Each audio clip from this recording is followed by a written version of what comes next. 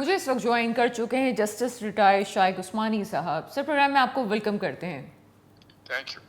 سر یہ بڑا کنفیوژن ہو رہا ہے. یہ کہا جا رہا ہے کہ مختلف شقیں جو 27ویں آئینی ترمیم میں پاس ہو رہی ہیں اس وقت تک تقریباً 59 ایسی شقیں ہیں جو کہ منظور کی جا چکی ہیں اور منظوری شکوار ہو رہی ہے. لیکن سب سے اہم چیز وفاقی آئینی عدالت کا قیام ہے. سر اس کی وضاحت چاہیں گے کہ اس کے بعد سپریم کورٹ کی کیا حیثیت رہ جاتی ہے اور یہ معاملہ کس طرح سے چلے گا, یہ عدالتیں کس طرح سے کام کریں گی؟ دیکھیے یہی ایک پریشانی کی چیز ہے یہ امینڈمنٹ میں. ویسے تو امینڈمنٹس ہوتی ہیں اگر آپ کے پاس 2/3 میجورٹی ہے کسی پارلیمنٹ کے پاس, رولنگ پارٹی کے پاس, تو وہ اس کا تو حق ہے کہ امینڈمنٹ کر سکتا ہے. اور چونکہ وہ پبلک کے ریپرزینٹیوز ہوتے ہیں, اگر وہ کوئی چیز کرتے ہیں تو اس کو انکار نہیں کیا جا سکتا. لیکن برصورت اس کے جو اثرات ہیں اس کو سوچنا چاہیے. خاص طور سے یہ جو آپ نے بھی ذکر کیا کانسٹیٹیوشن کورٹ کا, ابھی تک کانسٹیٹیوشن بینچ چل رہی تھی لیکن وہ سپریم کورٹ کی حصہ تھی. لیکن اب کانسٹیٹیوشن کورٹ جو بن گئی ہے, خاص طور سے وہ اس کی جگہ جو ہے بیٹھنے کی وہ بھی انہوں نے الگ, جو فیڈرل شریعت کورٹ جو ہے اس کی بلڈنگ کو لے رہے ہیں وہ, اس کے مطلب وہ ایک الگ کورٹ بن جائے گی. تو آپ کے پاس ایک قسم کی 2 سپیریئر کورٹس بن جائے گی, ایک آئینی اور دوسری نارمل کورٹ ہوگی. تو اس میں یقیناً پرابلمز ہوں گے. آپ اس میں پہلے بھی آج کل ججز کا جو کافی ایک دوسرے کے ساتھ آج ٹکراؤ ہوتا ہے تو وہ بڑھ جائے گا, اور خاص طور سے کانسٹیٹیوشن کورٹ کا اور مین سپریم کورٹ کا بڑھ جائے گا. پھر یہ بھی کہ اسٹیٹس وائز اب اس کا کیا ہوگا, جو سپریم کورٹ ہوگی کیا وہ ابھی بھی پاکستان کی سپریم کورٹ ہوگی یا ایک وہ اپیلٹ کورٹ ہوگی, کورٹ آف اپیل ہوگی صرف, یہ بھی دیکھنا ہے. اب یہ سب چیزیں تو بعد میں پتہ چلیں گی کیسی ہیں, لیکن اس سے یقیناً مشکلات ضرور ہوں گی. سر یہ تمام پروسیس میں اگر کوئی شخص کوئی ماہر ہے اسے ہی لیا جاتا ہے, جس طرح سے ہم آپ سے بات کر رہے ہیں, جیسے ہم صحافی ہیں اور میں تھوڑے سے الگ سے صحافی اس لیے ہوں کہ میں نے پڑھ کے صحافت میں یہاں بیٹھی ہوئی ہوں, پی ایچ ڈی اسکالر ہوں. میں خود ان چیزوں پہ نہیں بات کر سکتی یا میری فیلڈ پہ کوئی اور بات نہیں کر سکتا. اسی طرح سر یہ تمام چیزیں جب بنائی گئی ہیں تو کیا اس پورے پروسیس میں آپ لوگوں کو شامل کیا گیا ہے, تھنک ٹینک کو شامل کیا گیا کہ ہم یہ کریں گے تو اس کے کیا اثرات آگے مرتب ہو سکتے ہیں؟ ہم یہ نہیں کہہ رہے کہ what is right and what is wrong, لیکن آف کورس اگر تھنک ٹینک کی معلومات نہ لی جائے یا کسی اسپیشلسٹ کو نہ بلایا جائے تو چیزیں تو بہتر طریقے سے حل نہیں ہو سکتی. جس طرح سے آپ ایک وسیع آپ کا تجربہ ہے تو آپ بھی تو آپ کہہ رہے ہیں کہ آگے پتہ چلے گا کہ کیا ہوگا. اس کا مطلب کلیئرٹی نہیں ہے تو ہم کیسے کہہ سکتے ہیں کہ چیزیں بہتر ہو سکتی ہیں؟ دیکھیے وہ تو یہ ہمیشہ ہوتا ہے اگر کوئی ایک نئی امینڈمنٹ آتی ہے. مثلاً جب یہ 18th امینڈمنٹ آئی تھی جس میں کہ صوبوں کو بے انتہا پاورز رائٹ دے دیے گئے, وہ ایک ہمارے جو نظام تھا اس ملک کا ہمیشہ سے, اس میں فیڈرل گورنمنٹ سب سے زیادہ پاورفل ہوتی تھی. تو اس کے بعد جب ایک 18th امینڈمنٹ آئی تو کافی پرابلمس کریٹ ہوئے ہیں. اور یہ تو ہوتا ہے اگر کوئی نئی امینڈمنٹ آتی ہے اس سے پرابلم تو کریٹ ہوں گے اور وہ تھوڑے دنوں کے بعد سیٹل ڈاؤن ہو جاتے ہیں.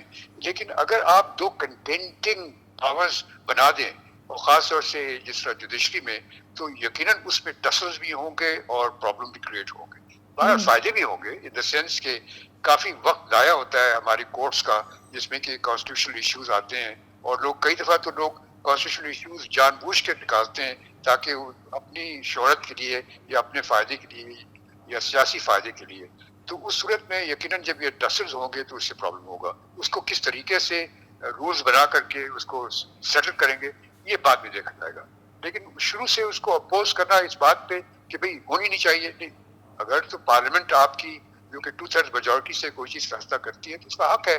جس طرح انگلینڈ میں کہتے تھے ہمیشہ کہ اگر کوئی پارلیمنٹ انگلینڈ کی عورت کو مرد ڈکلیئر کر دے اور مرد کو عورت ڈکلیئر کر دے تو اس کا حق ہے. تو یہ چیز ہے جو قانون بنانے کی جو آپ نے باڈی بنائی ہے اپنے ملک میں, پبلک ریپرزینٹیو ہیں وہ, اگر وہ فیصلہ کرتے ہیں ان میں غلطیاں ہو سکتی ہیں اور اس میں, لیکن بہر صورت وہ بعد میں سیٹل ڈاؤن ہو جاتی ہے. لیکن جو کنٹینڈنگ پاورز نہیں ہونی چاہیے وہ ہوتی ہیں پرابلم ہوتی ہے.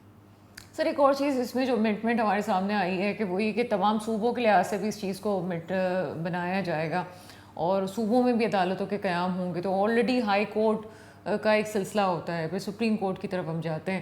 ابھی جب وفاقی آئینی عدالت کا قیام ہوگا تو یہ ٹکراؤ کی جو کیفیت ہے یہ کون ڈیسائیڈ کرے گا کہ فلاں کیس کو جو ہے آئین کی طرف دھکیل دینا چاہیے اور فلاں کیس جو ہے وہ نارمل اس میں جاتا ہے؟ کیونکہ ایک عام شخص کا کیس ہے, فرض کریں کہ پراپرٹی کا ہے یا اس میں بھی تو کئی شکیں آ جاتی ہیں, بہت ساری ایسی چیزیں ہیں کہ جس میں صرف آئین انوالو ہوتا ہے انسان کی ایک پرسنل زندگی سے, تو کیسے کیسز کو الگ الگ کیا جائے گا کہ فلاں کیس کو آئین کی طرف لے کے جایا جائے اور فلاں کیس جو ہے وہ دوسرے کے کورٹ کی طرف جائے گا؟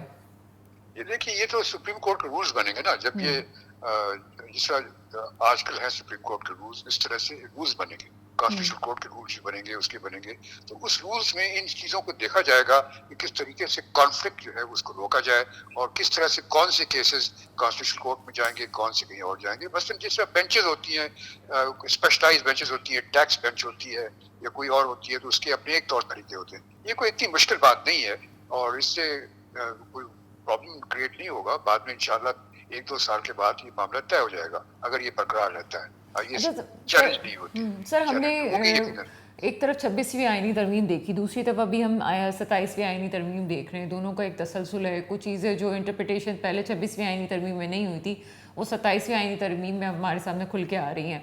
لیکن سر بطور جسٹس, اور آپ ایک چیز گزار چکے ہیں, آپ کی لائف اس میں گزر چکی ہے, کورٹ کے اپنے نظام میں کافی بیسک چیزیں ہیں جس کو صحیح ہونا چاہیے, جیسے ڈیجیٹلائز ہونا, کیسز کی معاملات کرنا, کیسز کو روانی سے اس کو سولو کرنا, یہ تمام چیزیں پاکستان میں رہی ہیں اور ابھی بھی موجود ہیں. آپ کیا سمجھتے ہیں کہ پہلے امنڈمنٹ اور قانون سازی سے پہلے کیا ان بیسک مسائل کو حل کرنا ضروری نہیں ہے کہ پہلے ان چیزوں کو سولو کر لیا جائے؟ دیکھیے ہوتا یہ ہے کہ عام طور سے ڈیموکریسیز میں جب کوئی امینڈمنٹ کا موقع ہوتا ہے یا ضرورت ہوتی ہے تو اس صورت میں ایک جنرل ڈبیٹ شروع ہو جاتی ہے.